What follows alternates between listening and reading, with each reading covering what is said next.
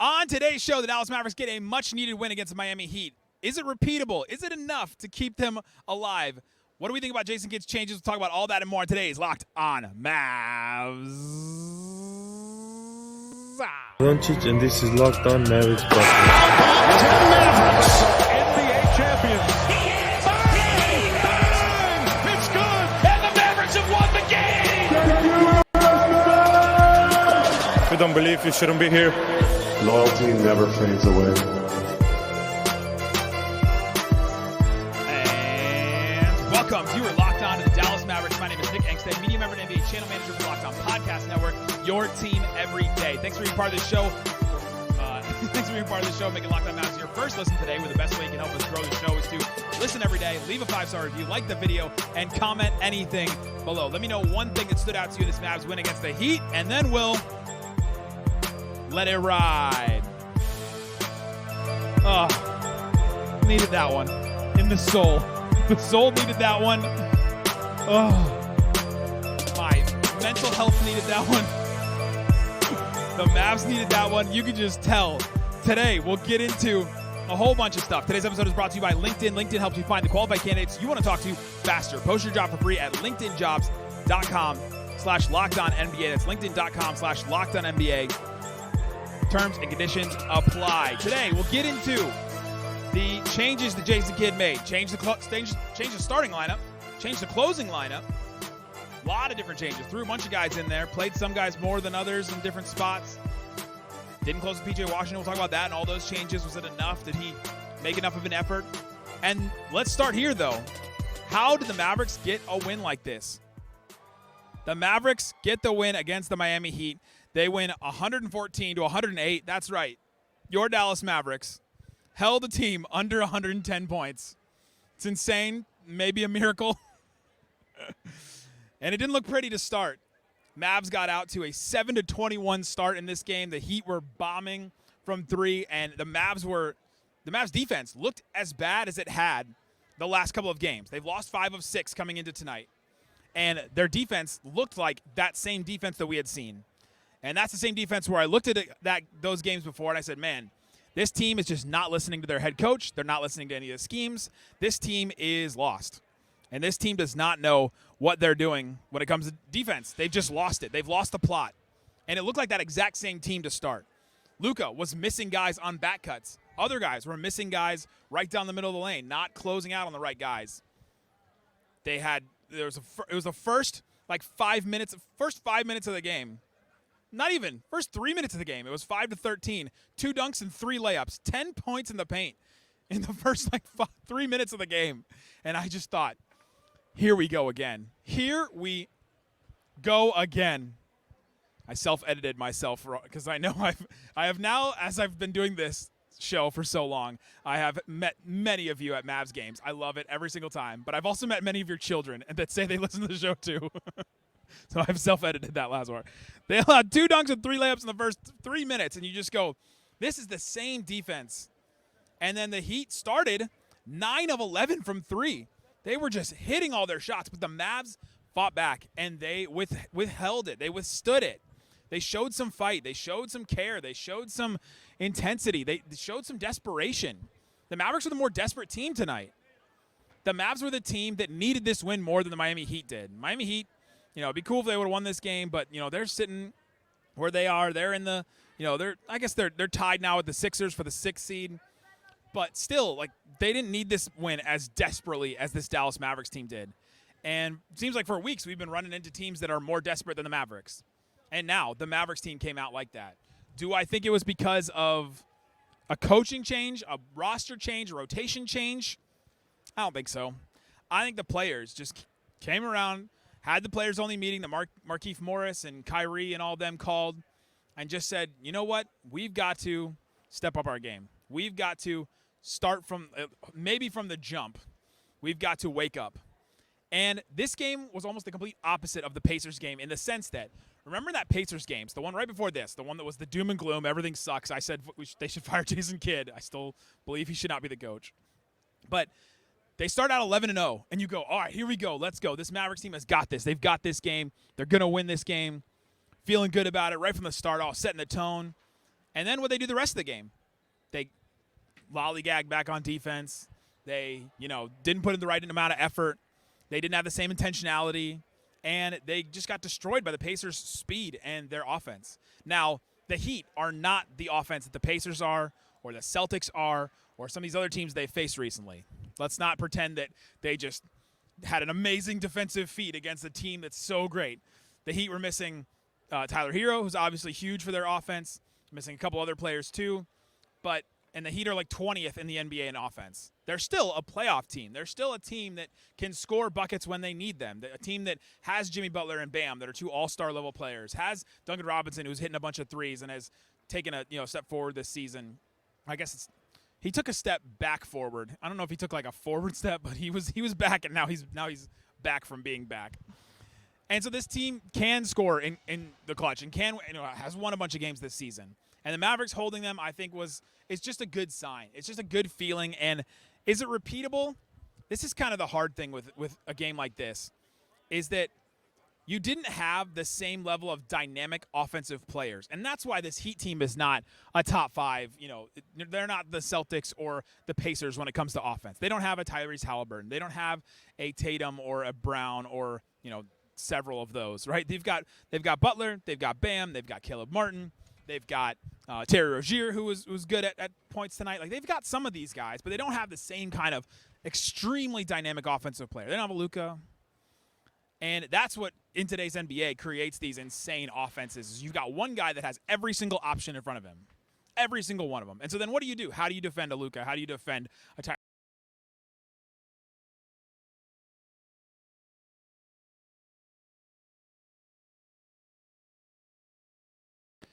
How do you defend a Jokic or somebody like that? Sorry, I just had a glitch in the system right there. A glitch in the actual system of my computer, not a glitch in my system. Although it does feel like I've just let out a long sigh or like a long, flatulence because it just felt like the air was kind of let out of the room in a good way, in the sense that you're holding your breath for that whole stretch of lost games, and then all of a sudden, okay, back on track at least a little bit. Was a game like this repeatable? I think there's things that were repeatable for sure. I think the clutch stuff, I think the closing lineup was really interesting. I'm excited to talk about that a little bit later, but the Mavs got a kickstart from Luka in the third quarter. They, withstood the Heat's insane three-point shooting in the first quarter and in the beginning of the second quarter, and so that's why they were down early. It was a 15-point game at one point. The Mavs were down. And then in the third quarter, Luka comes out and does what he does. Luka only had 2 points in the second quarter. The last time Luka played at least 10 minutes and scored 2 points or less in a quarter was when? Oh, wait. December 20th. He has not scored less than 2 points in a quarter since December, which is insane to me. But he only scored 2 points. It was kind of a team effort in the first half. Luka and Kyrie both, just had like pedestrian star first halves, right? Kyrie and Luka had what? Luka had 12. Kyrie had 11 points. And then coming out in the third quarter, it was Luka and Kyrie time. Luka, 17 points, 5 boards, 5 assists. He played all 12 minutes in the third quarter, kind of going back to the rotation that he used to play, for like last year and before, where he would play all the third quarter. He hasn't been doing that as much this season, but 17 points, he set the tone, and he just was unguardable. They kept trying to throw different looks at him. They kept trying to, cut off passes and cut off this, and Luka could just get the switch he wanted, got Terry Rozier, got Caleb Martin, got whoever, got Bam, hit his threes. How many threes did he get in that quarter? 3 of 5 from 3, went to the free throw line twice, finally got a call. He had that play where he finally got a foul call where Terry Rozier whacked him across the arm, and he just puts his hands up to heaven and goes, "I got a foul. I got a call." Just says it to the audience. You got to love that. But it was him that kickstarted it, and then the Mavs defense, the defensive effort was there from everyone. From Luka, not early, but later. From Kyrie, from P.J. Washington, who gave it, from Dante Exum, who we'll talk about in the closing lineup, from Maxey, and then from Derrick Jones Jr., who got the start, and then the two bigs. Dereck Lively played 23 minutes. Daniel Gafford played 21 minutes. Maxey played 22 minutes. They got what they needed out of each of the 3 bigs, and that was really huge for them in this game, too. So coming up, let's talk about that closing lineup that I've been mentioning. What changed? What was different? Why did they use it? Should they use it again? Let's talk about that and more. Talk about that coming up.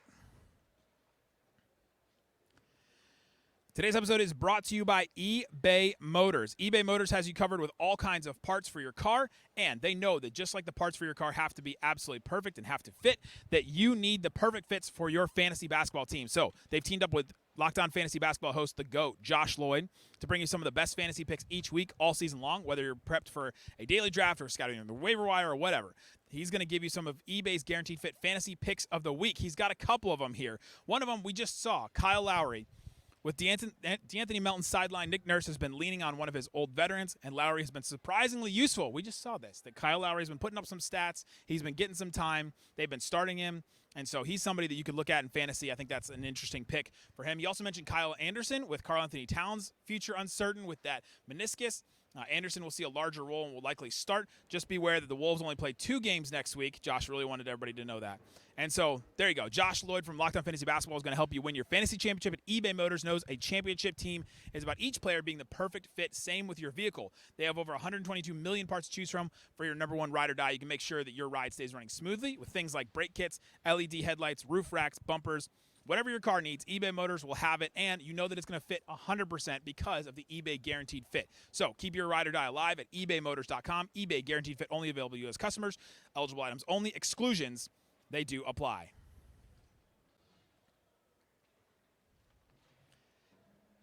Thanks, everybody, for hanging out with us on Locked On Mavs, being part of the show, part of the Raccoon Squad, listening every day. We appreciate each and every one of you for stepping in and listening to the show and sticking with me, honestly, through this whole thing. Shout out to all of you that have listened through all these losses. It feels like such a long time. It was only 5 losses in 6 games, but it felt worse than that because each one just means so much to the standings, to this season.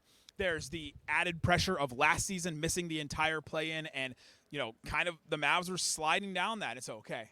Feels like at least the ship is not actively sinking at this point after you get a win. Let's talk about that closing lineup, though. The Mavs find a way to get a win, and Jason Kidd goes to the closing lineup. He goes with Luka.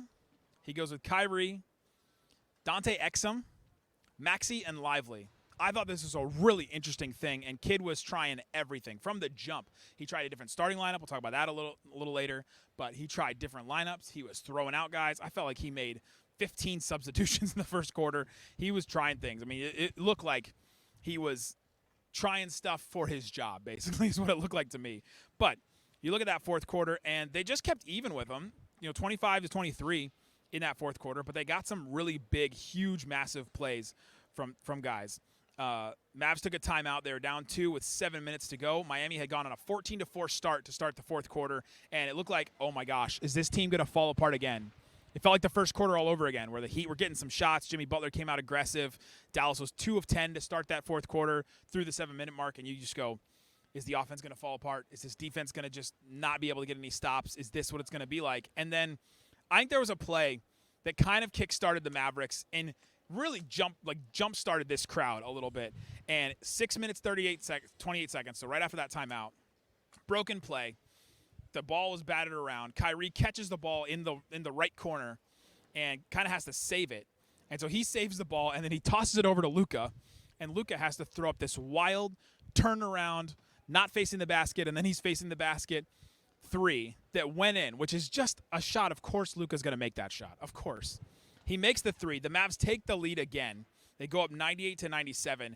This crowd really got into it, and you just felt that, especially here in the AAC, you felt like this crowd really just wanted to win in whatever way they were going to get, and whatever big plays they were going to cheer for, they were going to be excited for. It was going to get them out of their seat and all that. And so that play, I think, kind of kick-started it. It was a wild, broken play. There was extra effort from Kyrie, and then an insane Luka magic play from Luka. And that's what you want. And then after that, that's when Kidd put in the closing lineup that I mentioned before with Maxey and Exum, with Luka, Kyrie, and Lively. No P.J. Washington in the closing lineup. No Josh Green. No Derrick Jones Jr. No Gafford. He didn't go small with Maxey. He went with Lively and Maxey, and I thought what they were able to do there is they were able to take advantage of some size because Miami doesn't have a ton of size. They've got Bam, and he's great, but he's probably, 6'9", 6'10". They've got Jovic, and he didn't play any in the fourth quarter. And then you've got, Butler and Rozier, wing guard. Jaime Jaquez played 8 minutes. He's got some size, but, it's not 6'10", 7 foot like Maxey and Lively were, and they were able to really take advantage with that size a little bit. Got 11 rebounds, got 3 offensive rebounds in the period, which I thought was big. And so that's something that they took advantage of with that. And you still kind of had some spacing, and you had the lob threat with Lively. Like, you have all those different options. And so if you're able to do that while also staying alive defensively, which is what they just needed to do, you can do that. And you can play those guys together. You can play Maxey and Lively together. You can't play Lively and Gafford. I still keep getting that question from some of you. But, yeah, you just can't play those two guys together for multiple different reasons. But the Maxey-Lively duo was effective in that fourth quarter, I thought. And Dante Exum, he's so big for this team. He honestly is. I talked about it going back to the offseason when they signed him, when I said, man, look at Dante Exum. Let's watch him in FIBA and let's see what he does, because I think he's somebody that brings a skill set that the Mavericks could really use. And he did in FIBA. He ended up being like the 3rd ball handler for that Australia team. And you saw how they trusted him. You know, it was basically Giddey and then Patty Mills and then Dante Exum. And he was the guy handling the ball, doing stuff, like, pushing in transition, playing defense, playing hard-nosed point-of-attack defense. And what have the Mavericks needed in this run, this stretch of bad games, more than anything? It's point-of-attack defense, because it's been really bad. Really, really bad. But Exum only played 17 minutes. They're really trying to limit his minutes, which I understand. He's important. He brings a different element to this team that they don't have in anybody else. You can't just plug in Hardy or Tim Hardaway or Josh or whoever else. Just because Josh and Exum are both Australian doesn't mean that they're interchangeable. But you can't just put somebody else in and do the things that Exum does. And so they need him. You kind of have to put him in bubble wrap or on ice to try and keep him fresh for a playoff run. So I get them only playing him 17 minutes, but a lot of those, how many of those minutes came in the fourth quarter? It's not rhetorical. I'm actually looking it up. 8:45. So 8 minutes and 45 seconds of his 17 was like almost over half of his minutes came in the fourth quarter when they needed him. And I kind of like that. Break in case of emergency with Dante Exum. He hit 2 threes. He had 5 assists. He had some good plays as well. He hit a 3. He hit a 3 with 3 minutes and 13 seconds left that Miami just didn't close out on him. He's going to get left alone. That's the big swing skill for him, is can he hit some of these threes? Can he hit some of these open shots? Because they're going to leave him open, because that's something that he wasn't good at the beginning of his career, is hitting threes. And so Dante Exum was massive in that front. Mavs took the lead 103-101 after that 3, and so that was huge. And so Dante Exum, huge. I thought great because of his ball handling. He hit a couple of shots, went to the free throw line too, the assist, the playmaking. And the other thing that was really big about that closing unit, Dereck freaking Lively. Massive. Had some huge stops on Bam Adebayo late, where he's in the post. Bam Adebayo's posting him up. Maybe could have called for some fouls here and there, but played him straight up and stopped him at least twice, maybe 3 times that I can think of off the top of my head. There was one at 2 minutes and 48 seconds where he got a great stop in the post against him. There was one at 1 minute 39 when he got a stop on him in the post. And then at 1:28, he got an offensive rebound, kicked it out to Kyrie for the 3. They go up 109-104, and they kind of never looked back at that point because they went up 5, and that's 2 possessions. And man, that was a huge play for Dereck Lively to get those offensive rebounds, to defend Bam in the post. And Lively, man, he had maybe hit a little bit of a wall. There's some talk, and I know Brad Townsend wrote a report that, you know, the Mavs were not necessarily disappointed, but kind of like, all right, maybe this is the rookie wall for Dereck Lively. His defense has not been the same since he returned. He had the face injury, still wearing that mask. And so, wait, did he wear the mask tonight? Now I'm like doing this Stanley Hudson, does he have a mustache thing from The Office, trying to think if he was wearing a mask tonight. God, that's going to bother me. In the chat, I'm sure you're all like, of course he was wearing the mask, or of course he wasn't wearing the mask, but I can't think if he was wearing the mask. I could see him on the – he was not wearing the mask, right? This is really going to bother me. I'm going to derail the show here for like 2 minutes. He was not wearing the mask today, okay? He wasn't. Okay, everyone feel vindicated that I get out, that you were proven correct. But not wearing the mask, but he come back from that injury, and they felt like he wasn't the same defensively. And in this game, seemed like he had it. And they played him, you know, they played him 23 minutes. He came off the bench in this game. He didn't start. Gafford got the start. And so, but Dereck Lively made a huge impact, I thought, in the minutes that he played. Plus 17 total, which is very telling. Only 4 points. Only 2 rebounds, the 2 offensive rebounds. But, hey, you'll take that. No block shots, only 1 assist. But still, That's why you can't just look at the box score. You got to watch the games. You got to see what these guys are doing and see what things impact the game the most. And I thought Dereck Lively had a really impactful couple of minutes there in the fourth quarter. Coming up, let's talk about why Lively didn't start. Let's talk about that starting lineup with PJ and Gafford. We'll get into that and more coming up. Today's episode is brought to you by LinkedIn Jobs. LinkedIn Jobs helps you find the qualified candidates you want to talk to faster. Post your job for free at LinkedIn. It's not just another job board. They have a vast network of more than 1 billion professionals that you can connect with if you're a hiring manager.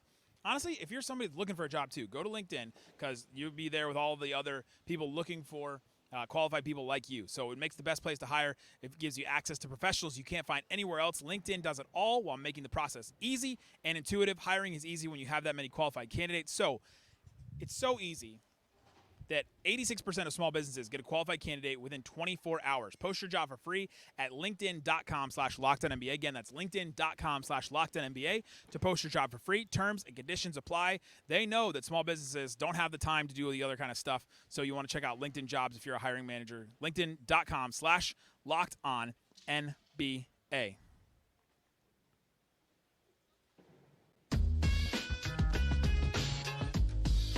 All right, Isaac, let's get into the rest of this game. Let's talk about this starting lineup because Jason Kidd made the change. Make a change. Want to make that change? He did make the change. He started Daniel Gafford. He started Derrick Jones Jr. That was one thing that I speculated about the other day is that could Jason Kidd decide to go with Derrick Jones Jr. instead of Josh Green because a listener came up to me and said this exact thing. Nick, as soon as you said Josh Green has a hard time going around screens, I can't unsee it. It's the only thing I can see when I watch him now. He has a hard time going around screens, which is true. And it stinks. If Josh was better at navigating screens, which is a very hard skill in the NBA to do, it's what made Reggie Bullock so important for that Western Conference Finals run team. Dorian Finney-Smith, too. That you can navigate screens. You come around the screen and figure out where the player is going to end up being and all that.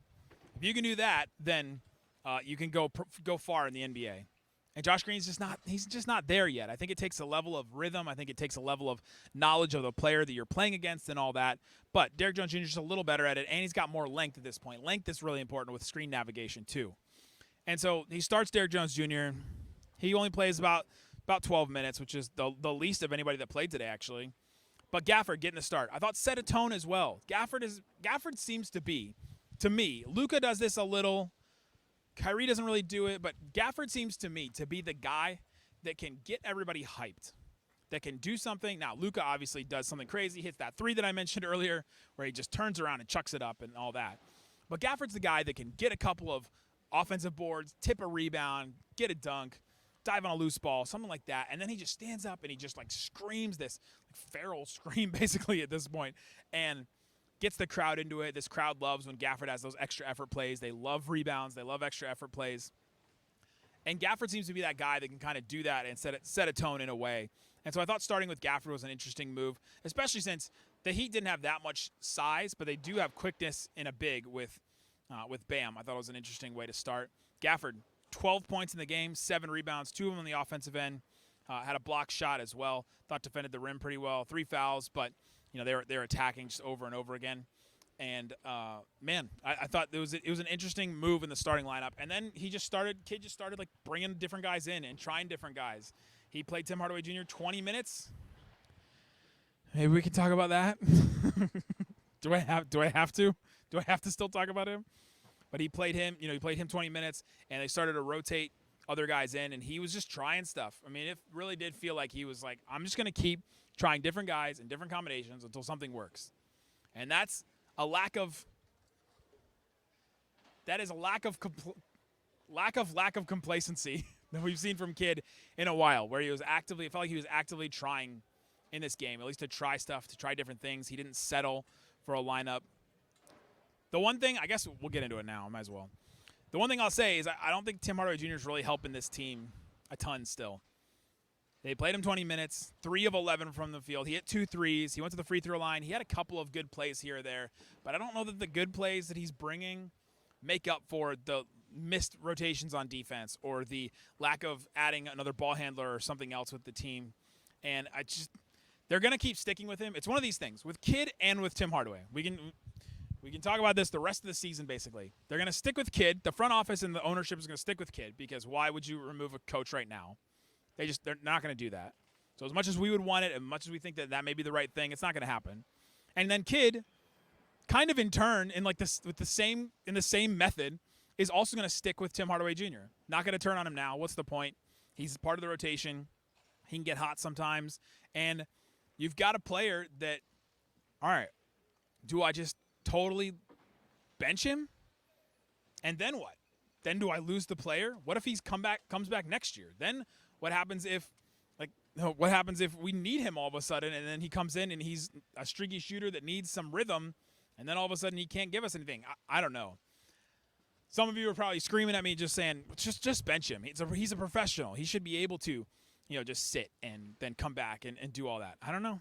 You don't know the dynamics behind it. But he's going to keep sticking with him because he played him more in this game than he has the last two.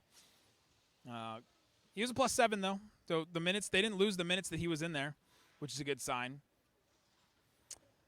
Who else stood out? We talked about Luka, 35 points, 11 boards, 11 assists, only 4 turnovers. Thought he was really good. The defense was rough early on, but his 4th straight 35-point triple-double in a row. It's an NBA record. Probably should have said that before the end of the show here, but man, he was just really good. He hit a bunch of threes. He was, somebody said this. I think it was Noah from Smoking Cuban on Twitter, but they're running like catch and shoot stuff for Luka, where they're kicking back to him and he's hitting these catch and shoot shots, and I'm not shocked anymore. For a while in Luka's career, anytime he would take a catch and shoot shot, it would be like 2 or 3 times a week. It felt like he would take a catch and shoot 3. It would be a surprising thing that he took it and got a catch and shoot shot, but then when he made one, it would be surprising that he made it. And now I'm not surprised at all. I think playing off of Kyrie has really helped him to open that part of his game, to embrace that part of his game, and that's something that they've definitely benefited from, and they did in this game. 7 of 13 from 3. Only went to the free throw line 4 times for Luka. That's a different Luka Doncic that we've seen. He was playing the same game. He just wasn't getting foul calls. But interesting. Mavs didn't close with P.J. Washington. He had kind of a rough shooting night. 1 of 6 from 3. But defensively, I thought he brought a lot most of the game. Jimmy Butler was quiet. 14 points for him. He only had 8 points, I think, going into the 4th quarter, and then he started getting really aggressive. And then P.J. didn't play as much in that 4th. They decided to go with the Lively Maxey lineup, but kept him really quiet. Bam didn't really kill him either. It was Terry Rozier that was able to take advantage of, like, all right, I got Luka, I got Kyrie, I got somebody else on me. I'm going to be able to take advantage of the attention Jimmy and Bam are getting. 27 points for him. He had 11 assists, too. That kind of snuck up on me. Who else stood out? We talked about Josh a little bit, talked about Lively. Kyrie, he had some moments, 23 points. Again, 23 points on 19 shots. He seems off. Doesn't seem like he's getting the same amount of separation.